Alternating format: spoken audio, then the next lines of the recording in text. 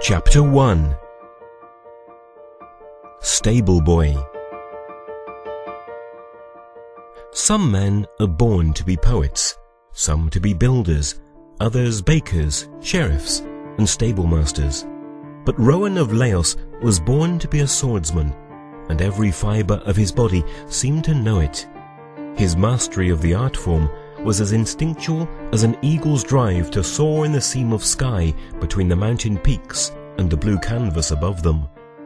And though he was born in utter poverty and orphaned at an age too early to remember his parents, something deep within him always whispered that he was destined for greatness. As a boy, Rowan watched knights duel in the tournaments of Laos, memorizing every stance and move that he and the other boys of the street could practice later with their makeshift wooden swords. By age 12, though he'd never held a real sword, he knew every move of the great fighters, knights like Sir Tarrington, Sir Burke, Sir Borlan, and Sir Padruth. Rowan loved sword fighting with a mighty passion, yet his chances of ever owning a sword were slim to none. He barely managed to eat, surviving on the handouts of passers-by.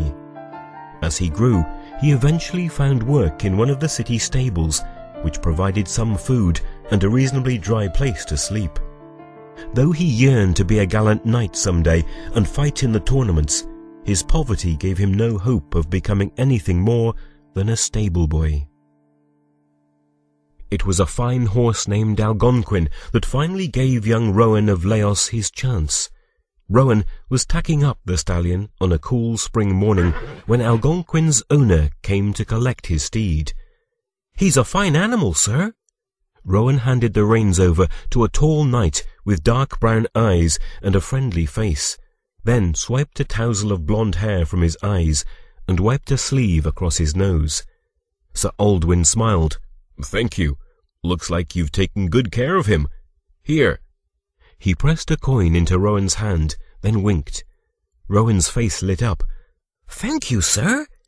He eyed the coin as though he'd been given the world. Then his smile slowly disappeared.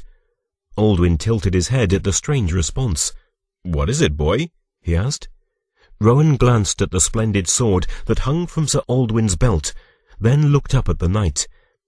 "I'd like to buy something from you, sir."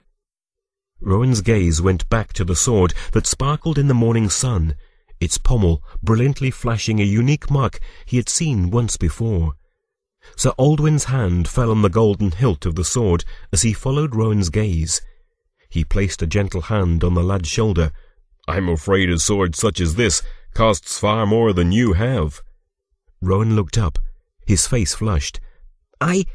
I know, for this is all I have. I don't want to buy it, sir." He swallowed hard, hesitating even to ask such a daring question of a knight. "May I buy a chance to hold it for just a moment?" Sir Aldwin stared hard at Rowan, stunned at the request. Rowan ducked his head and lowered his gaze. He slowly tucked the coin into a pocket and began to turn away. But the beautiful sound of steel sliding on steel touched his ears as Sir Aldwin slowly removed his sword from the scabbard. Rowan lifted his head, turned about, and watched with widened eyes as the slender silver blade made its final exit from its home. Sir Aldwin held the sword across both hands, palms open, and offered it to Rowan.